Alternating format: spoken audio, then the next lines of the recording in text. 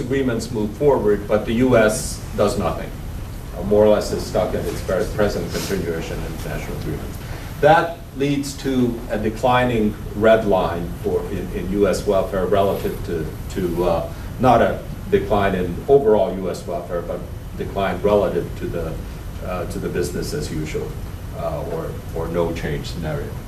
The Trans-Pacific path, the green line, is what would happen if in fact the US manages to march along the Trans-Pacific path and brings the partners in that I showed in the earlier set of growing concentric circles.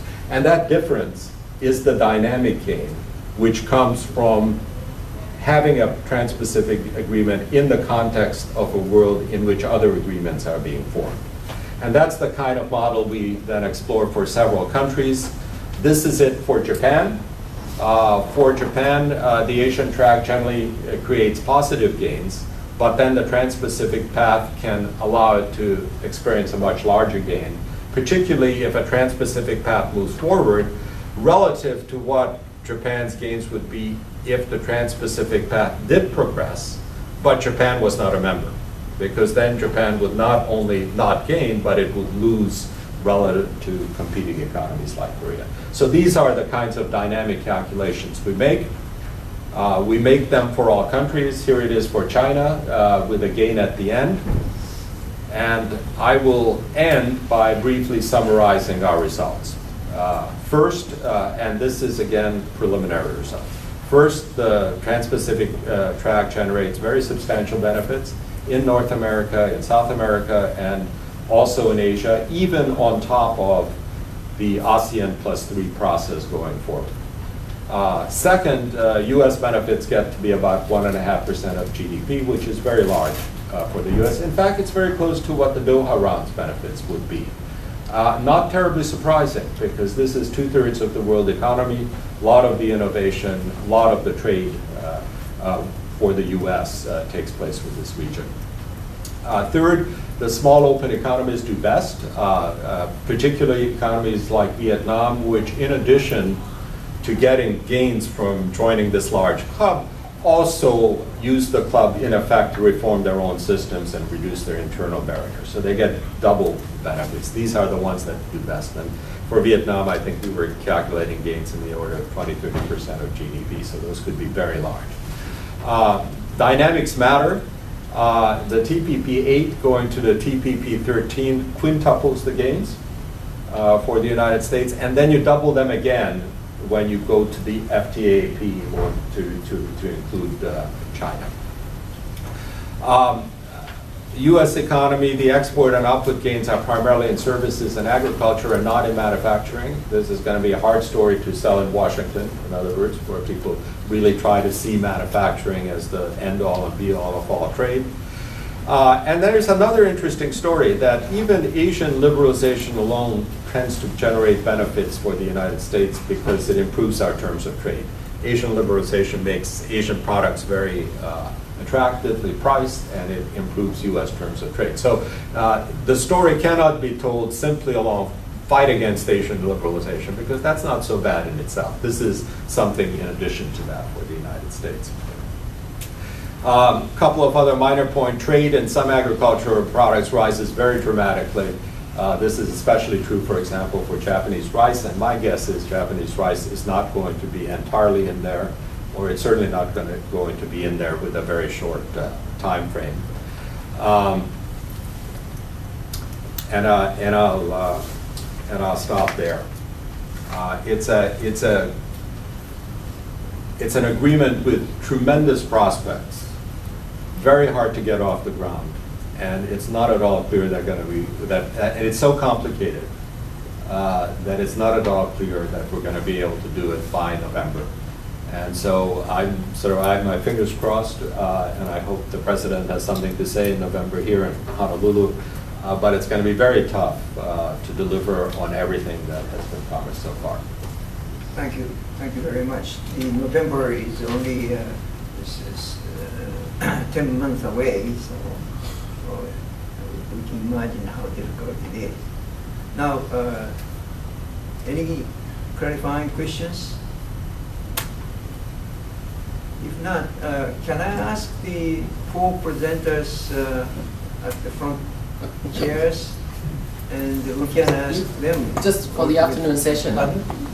Well, I think two of us already received many comments. And we want to ask questions, real questions to you. Yeah. But sit here. So, because I want to ask questions. Not clarifying. Ask You can ask them sideways. I don't want to turn this thing No, off. Samna Michael? is not here. Oh, it's not. This guy, someone has to teach him. Oh. Can I start Yes. asking questions? Yes. Before you sit, okay. Go ahead. About your model, I think it's very persuading comparing TPP and ASEAN Plus 6. And I especially very much interested in your scenario making for Japan. And that should be the case. And yet, one query is in your scenario, you put TPP 8 and 13 and beyond, and then ASEAN Plus 6, as if they go in parallel, right? I believe that in the future to come, they interact to each other. Right. And therefore, if everybody goes to TPP, China will join, and then there won't be any ASEAN Plus 6. If Japan and China moves to ASEAN Plus 6, TPP will fail. So that sort of interaction, how do you treat this?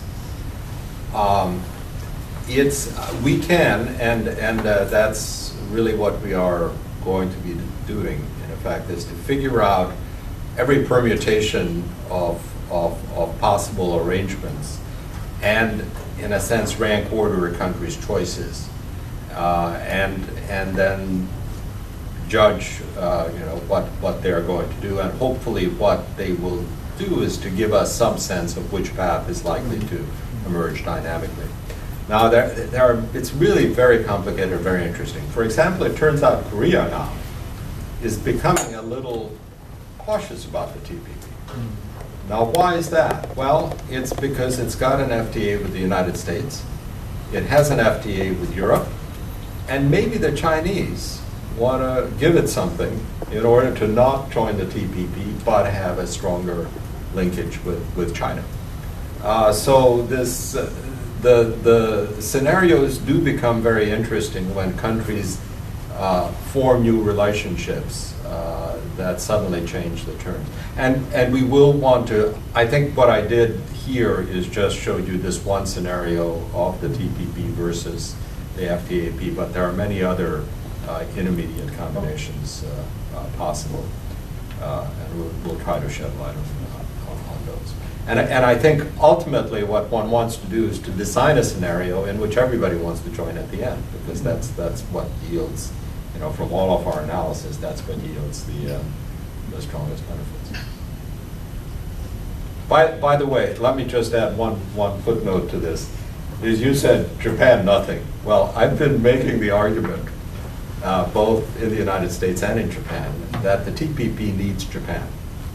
The TPP needs Japan, first of all, because Japan is a very big country. And even if it's not quite as big, it's just a minuscule, little bit less than China, it's still a very big country. So it needs it for that reason. But also because Japan, I think, negotiating with the US would